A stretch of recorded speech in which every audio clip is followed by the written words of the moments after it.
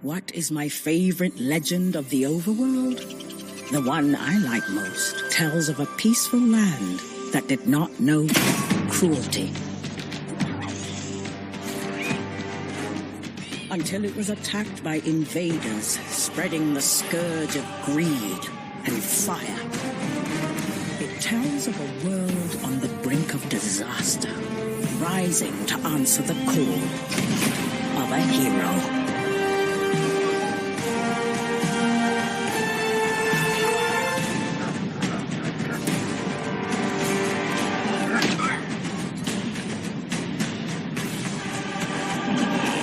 Tells of struggles and sacrifices.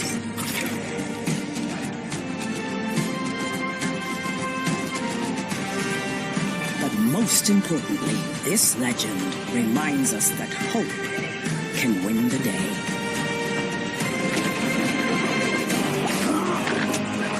And that when fiery foes seem never-ending, that is when the world needs legends the most.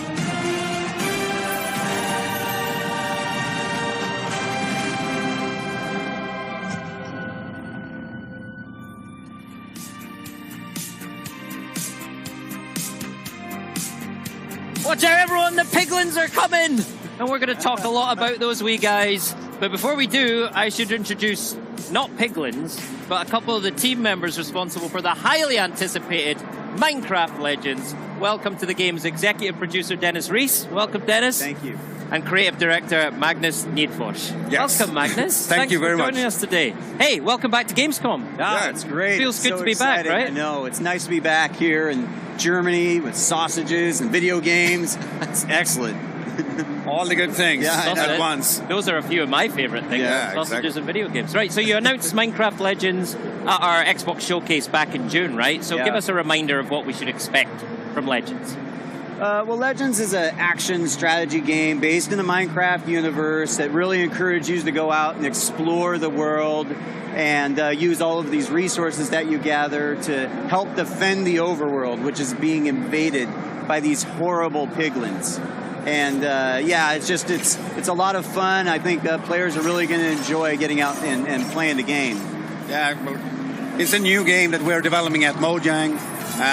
We're doing it together with Blackbird Interactive. It is a little bit of a different game because the easiest way to describe it is action and strategy.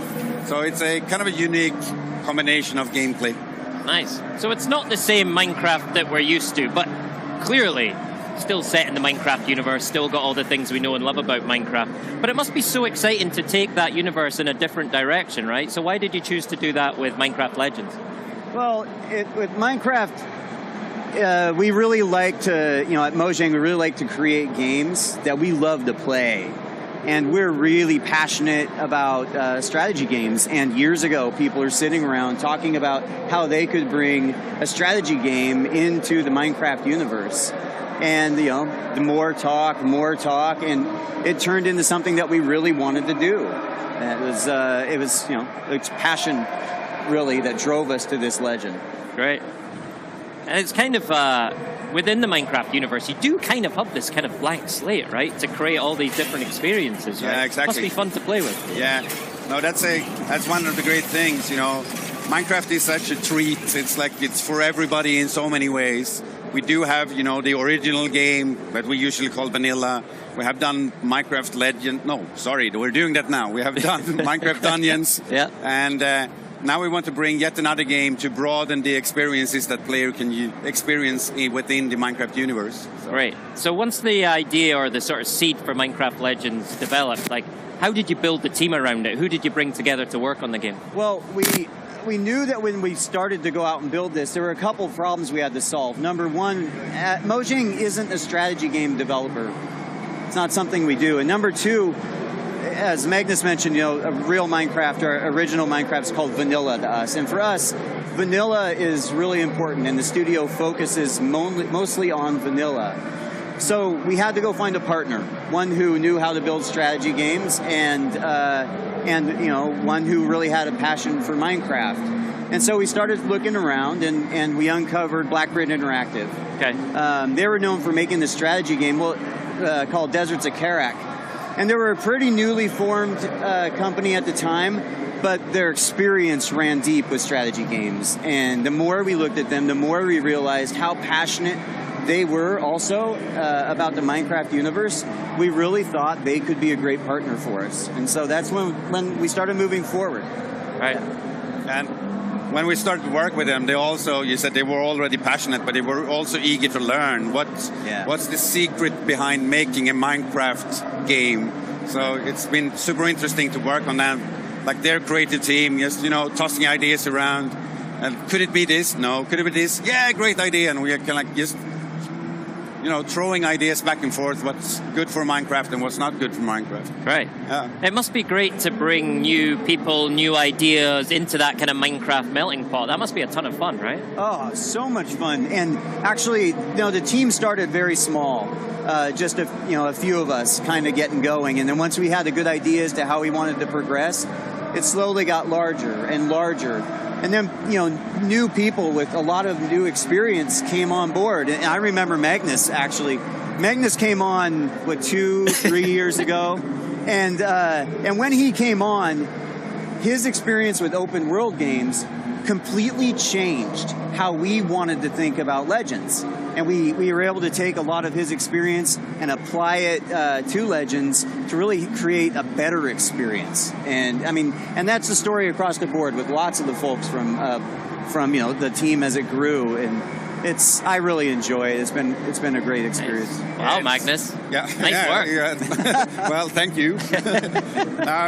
It's a pleasure to work with them, and the whole team is fantastic to work with. And as Dennis said, I came aboard a couple of years ago.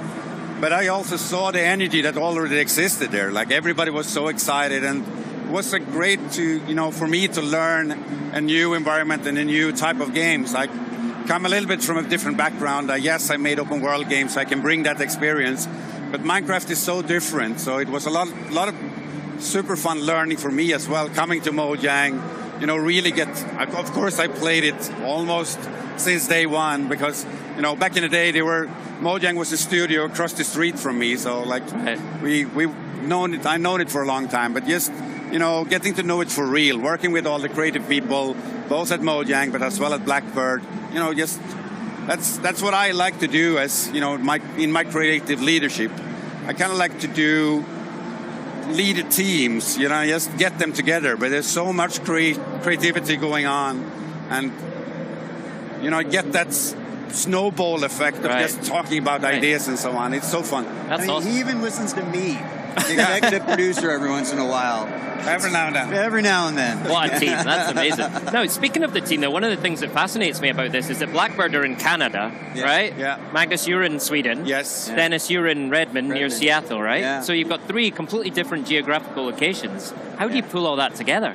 Well, it's a lot of work and dedication from the team in general. But that's the thing. We've managed to change our hours when we need to. And also BBI has been very accommodating when we all need to travel to a location and be on site, work together. We just make it work. But really it comes down to that passion and working together. Let's say it's fun. We really enjoy each other's company.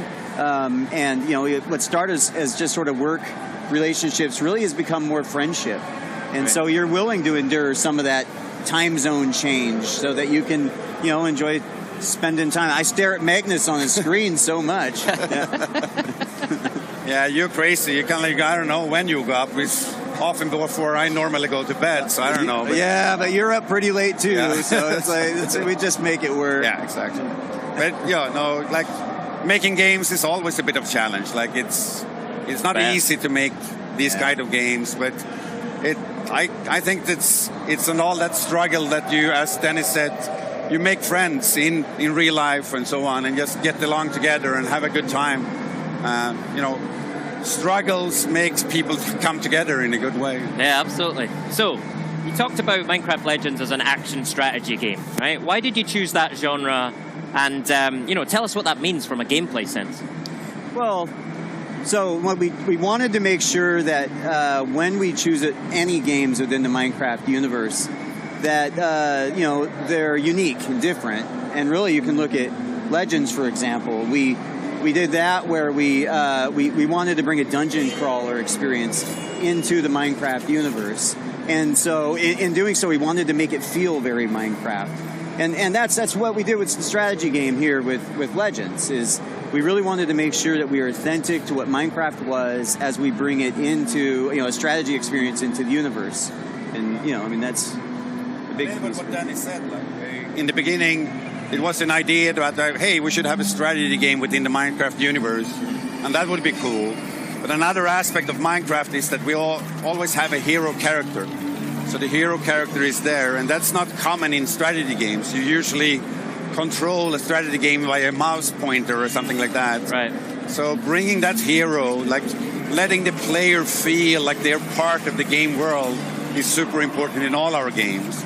So that kind of founded, hey, how can we combine these two types of game where you're one part hero-centric, but one part controlling armies and so on. That's really been really interesting. And when we kind of started to realize that, it's, hey, this is quite new. And as a game maker, when you find something you feel, this isn't, like there's not 10 games like that out there, then you feel like you're on to something special. So actually it was, the thing that brought me really into this project was kind of my first day. Two of the team members just sat down directly, described the game to me, and I kind of like almost in that day felt like, wow, we have something great here, because I haven't heard anything like this before. And then we just kept rolling with that action strategy idea. Okay. So. This might sound like a silly question, but right, action strategy. Where do you find the balance, right? Because action is quite immediate, it's quite visceral. Strategy is a little bit more step back, assess the situation. So where's the balance in Legends? It's hard to balance games always, but I would say it's hard to draw a pie chart of you spend 73% in strategy mode and this percentage in another mode and so on. But it's like, I'm surprised how well it actually fits together now, because they go into each other and they complement each other in a really good way. One thing that we wanted to do from the beginning is to make a strategy game that works well on console. Right. That's hard with the traditional, it's actually strange to think about it, but the pace of a strategy game is often higher than an action game, because you're so quick of scrolling around, maneuvering around with your cursor and so on, click, click, click, and you do very, very many actions in a very, very short time in a strategy game normally. So having a hero at the center that can't be there, actually, surprisingly enough, brings down the tempo of a strategy game, which is very well suited to make it play well on consoles by a controller. So just adding those two types, it was kind of a surprise. I wish I could be smart and sit there and say, yeah, we thought about that from the beginning. But sometimes you need to be honest and say, it's just something that we discovered as we prototyped and developed the game. A wonderful discovery. Yeah, exactly. And that's one of the things I find really interesting about this is, you made the point, you're not controlling a cursor, you're actually controlling a character. You have to deliberately traverse the environment and, physically move within the game, right? So how do you handle that within the game design, like actually getting around the world? Well, it was actually really great because it's easy to navigate as you go about and run through the world. You are on a horse within Minecraft. That's possible in vanilla, but here you're always on your horse. Right. So you're able to navigate all types of terrain quickly, get to where you need to, execute your commands, and then also there's other areas in the game that as you're running through the world, you'll uncover new elements. Like, for example, we have speed wheat, which gives you an instant speed rush, or actually mushrooms within the world, which allows you to jump extra high. And then you can use those abilities to access other areas of the world in quick or strategic ways. Yeah. Oh, and given that you've gone in a slightly different direction here, a different genre, what inspirations did you pull from within, other things you've done within Minecraft as well, but then maybe some external influence as well, other games? Yeah, well, for me, I really look not to external games to make this reference, but more internal. Like, you know, Minecraft Dungeons taught so much to the art organization on to how to bring a new game that is not your traditional Minecraft experience, a dungeon crawler, to the players. And like, I personally think we learned so much just from that game alone that we're applying to Legends to make sure that we can bring another game in the right way. I would definitely say that's a great reference. Yeah. Well, inspiration on the creative side, obviously, as you mentioned, Minecraft in general, like all our games, we want to stay true to, you know, creative people are so fluffy and it's hard to tell, but that Minecraft feel, it's like hard to describe in another way. Otherwise, but you know it immediately. Exactly, we know it immediately. But other than that, I don't want to point out the special game because, as we have been talking, it's kind of a unique combination. It's not like any other game out there. It's rare. But of course, there was a few games like this in the 90s, in the early 2000s. Not very many, but technology now makes it possible to push that even further. We can have more troops and so on. So I can't say there's a one game or several games, but you know, just play a lot of games and enjoy them, and you will draw inspiration from so many things. One thing as a creative, I think it's unusual to hear that people, but I like to think about you should draw inspiration from things that you don't think is that good either. Mm-hmm. So when you play games that you feel like, I'm missing something here. What can I do to make this a better game as well? So it's kind of strange to be inspired by bad things, but that's actually true for myself. Yeah. That's a super constructive way to be inspired, right? Yeah. It's building on something. Yeah. That's awesome. So when you think about the player you're aiming for, is it more of the sort of classic Minecraft player, or is it more of the classic strategy fan? Yes. Yes, it's all of the above. Yeah. You know, that's one thing, is that we really wanted to create an experience that if you're not a strategy game player, that you can enjoy. Right. And if you are a strategy game player, then, you know, we'll give you a great experience that you can enjoy as well. And I think that we're really nailing it. Like, we're actually, it's coming along. I was not a traditional hardcore strategy game player, but I found myself really, really enjoying what we're creating, to the point where I've started experimenting and playing some other games now. And it's kind of broadened my exposure to the genre. And so I have a feeling there's going to be a lot of other players, you know, similar to me. Right. Yeah. It has been important to, obviously, to get as a broad target audience as possible. But I think, again, with Minecraft, it's possible because we are already reaching out reaching so many players and so on. So obviously, all the players who knows Minecraft now get a new way of enjoying Minecraft. But at the same time, it's super important to remember that even though a lot of players play Minecraft or have played it in the past and so on, this game is also totally possible. You don't need to have played Minecraft. You don't need to know what Minecraft is to enjoy this game. You can come in, and this game will help you to understand what the Minecraft universe is and bring you into the wonderful, you know, thing we have going on there. Excellent. I want to talk more about the hero. We touched on the hero earlier. Yeah. I just find it really fascinating. Like, how did you center the experience and this idea of action strategy around that hero character?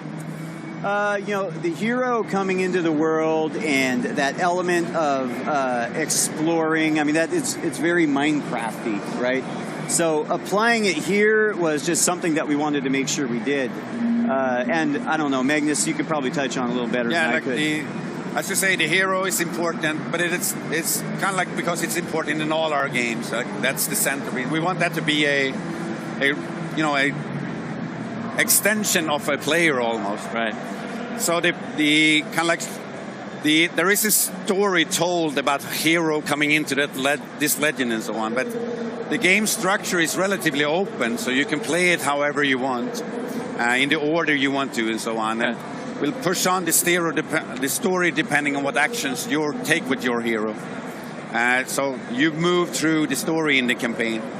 But at the same time, as we want that to be the core of the game, it's not in gameplay everything. It's so much more about that you are a character coming to this world and, you know, uniting everybody who is here against the threat that the Piglins are. So you need to come here to make a lot of friends and they will, together with you, help you to defeat the Piglins. So it's not about getting stronger or you're not getting a new arm or anything like that. Yeah. It's more or less make friends, play around with them, have a good time, and defeat the Piglins together. It's a great message, though, isn't it? It's like it's almost like you're building connections, you're building alliances, you're uniting people against a common enemy. I didn't think about this, but I said before, like, it's kind of like game dev. I said, like, struggles makes you come together and you're able to overcome obstacles. And that's kind of what you do in the game as well as the hero. There is a struggle, the Piglins are attacking, we need to defend, so everybody comes together, and then we defeat the Piglins. So. I love that. And it's with your team as well. Yeah, exactly. You're bringing this team together from lots of different places. Yeah. It's very, very, very cool. All right. It's time to talk Piglins. Ah, yes. We want to talk Piglins. I mean, what's their deal? And why did you choose them as the bad guys? What's up with them? What's up with the Piglins? Piglins exist in vanilla. And they were great for us to bring them out into Legends and expand on them. And so, there's sort of different versions of what Piglins exist in Legends compared to what they are in vanilla. But they're, these horrible, mean, kind of ugly, cute characters that look like they really stink. But it's just they sort of invade and they're just causing nothing but problems. And, here they are in the overworld, destroying it. And that's where you, the hero, comes to play to try to, unite that overworld and take them back. And that's definitely a big piece. Yeah, as you said, they are ugly cute, right? Yeah. So they're so charming, and we felt that from the beginning, like, of all the mobs that we have. We like all our mobs in the Minecraft universe, but the Pigling had such a potential to be kind of like the bad guys in the game, where it was easy to see, wow, we can make this version of a Pigling, we can that like. So we have expanded the range of Piglins in many different ways. As you saw the trailer when we started up, many new types of Piglins within the game and so on. So it's pretty cool. So tell me about some of those different types of Piglins. I want to know what we're coming up against. Well, there's one of them we just debuted here in the trailer that you just saw. It is called the Pigmadillo. And it's the one that comes out of the portal and then kind of hunches up into like a cube and rolls at you. Very difficult to defeat, and one of the more fun ones. Another one is the Bruiser. It's another one you've seen in the trailer. It comes out and has like two kind of razor blades on its arms and does some really wicked moves as it comes and attacks you. But that's a very fun one too. There's lots of different types of Piglins. Yeah, we have expanded in so many ways. So that's a couple of like detailed units. Another thing that we have done is to kind of like build up almost like a society. Like we have different hordes, as we say. Here at Gamescom, so we have been presenting a horde of the Bastion. And so the different hordes differentiate both in look, but primarily in the game how they play, how you play against them and so on. So you need to think about how you engage in combat with the different hordes in different ways. So they look and feel different, and it's just fun to engage with them. Right. So what kind of units do you, as the hero player, then bring to bear against the Piglins? Well, I mean, for example, Magnus referenced how the Horde of the Bastion has a lot of structures. So one of the units you're going to want to use on your side is one called the Cobblestone Golem. That's very good against structures. So you can take the Cobblestone Golems and attack and get a lot more results, a lot better results. Another one is the Plank Golem. You saw a horrible demise of a Plank Golem in the trailer, actually. But that's one of the ranged units. And that's very, very good as you attack to use those in tandem. I don't know, any others you can think of? Well, I'm thinking more about the way that you need to engage with them, because as I said, the hordes are playing differently. The Horde of the Bastion, for example, it's almost hear it at the name, right? They like to build forts, they entrench themselves and so on. So you need to grind your way into their bases and to defeat the portals at the center of it. While others are more open and so on. So it's how you think about your unit composition, which friends you bring with you in each fight and so on. And also the way you lead them. Like you can lead your friends into battle in so many different ways. Yeah. We have been I love exploring the bases. Yeah. Like get to the high ground, look at the base, and evaluate what is the best way I want to attack this base. Yeah. And then use the tools, your units, as you see fit to go and do the best results possible. Yeah, it's good variation. So a lot of gameplay variation, a lot of different units. We will show more as we go along and up until the launch of the game. So it's great. You know, as you're talking through there, it feels like, yes, you're taking the genre in a new direction, but it's also giving you a new direction to talk about the lore of Minecraft world and the mobs that we already know and maybe love, and finding out more about them. Is that right? Yeah, absolutely. Yeah. It's like part of that Minecraft feel I'm talking about. You could call that for lore, but we want to have a little bit of a mystery going on around what's going on in Minecraft and so on. And that's how we work with it. So we are kind of like doing things in the different games where you can find hints of what's going on in another game. And especially our community, they are so good at kind of like trying to figure out what we want them to figure out and so on. Like, so we bring some secret messages and they try to decipher them all the time. And it's like, I want to be clear, when we announced the game, I mentioned that Jens had a shirt on, which was a hint as to what Badger became today. None of us are wearing any sort of hints about future games, so just letting you know. I've been very closely examining Magnus' t-shirt here, trying to figure it out. Take a freeze frame of that, everyone. Yeah. or don't. Yeah. All right, amazing. Magnus, Dennis, thank you so much for your time. It's been great just to talk about Minecraft Legends. When can we see more? When can we hear more? Well, you can learn more by following us all our social channels, Twitter, so on. You can also at Minecraft.net follow up on a newsletter, so you will get that. Wow, that's loud. Yeah. I don't know. Something We're back at exciting Gamescom. happened. Yeah. Minecraft Live. All right, Minecraft Live. Yeah, later this year we will have Minecraft Live. Great, can't wait. We'll come there and tell quite a bit more about the game. So. Okay, more secrets to reveal. More secrets to reveal. Oh, fantastic. Hey, brilliant seeing you both. Welcome back to Gamescom. Thanks. It's been an absolute pleasure. It's all a good one, gents. It's excellent. Thank you. Thank you. All right, before we close out the show with learning everything you want to know about Age of Empires, Maxie and I had a bit of fun walking around the booth earlier today. So let's take a look. It's so exciting to have a physical booth back. Graham, how do you feel? I love it. It's so good to be back. We're 3 years away, but it's amazing. We're here. We're back at Gamescom. And the best thing is, community's all getting back together again. We're playing some games. It's great. And we want to show you that booth. So let's start here. What do we have right here? Well, yeah, I mean, lots of change in the last 3 years, but Sea of Thieves is still here. Season 7 just released. So much good new stuff in there. And of course, you can play it on the show floor here at our booth. But there's more as well, right? There is more, and we're going to check it out right now. Let's take a look. You can't be a proper pirate without some pirate ink. So welcome to the Sea of Thieves Tattoo Studio here. Oliver, how you doing, mate? Tell us what you're doing. Yeah, I'm doing pretty fine. Basically, we're doing airbrush tattoos, so you can choose any of the game designs, achievements, thingies, and have them spray painted onto your arms, heads, legs, wherever, shirts. Keep up the good work. And Maxie, I think you got one done earlier, right? Finally, I can brag off. It's amazing. It has glitter on it. I really recommend glitter. I don't think it's going to get any better than this, but let's check out the other stuff. Yeah, let's do it, Maxie. This is really amazing. If you want to have a memory to take to your home, you can do photos, photo opportunities. You can do a short video, and this one is a Sea of Thieves version. Absolutely. So we better give it a go, right? Yeah, let's do it. Yeah. 3, 2, 1.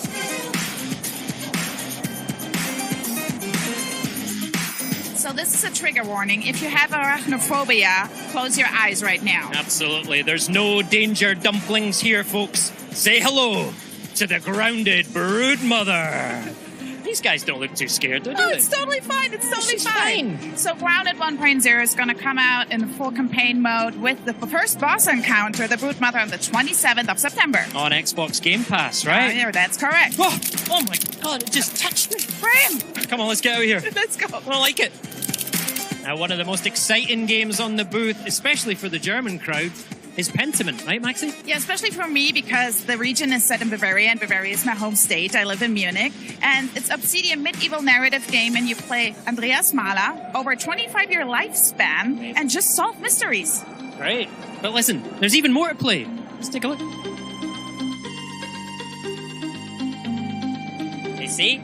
Told you there was more to play. It is. I see you suck at parking, like your Frontier, Planet of Lana, Inculinati. Amazing. It's great, isn't it? And in the 18-plus area over the back, we've got A Plague Tale Requiem, we've got Benedict Fox, and then of course the game that everyone's talking about, Lies of P, and it's coming day one to Game Pass, right?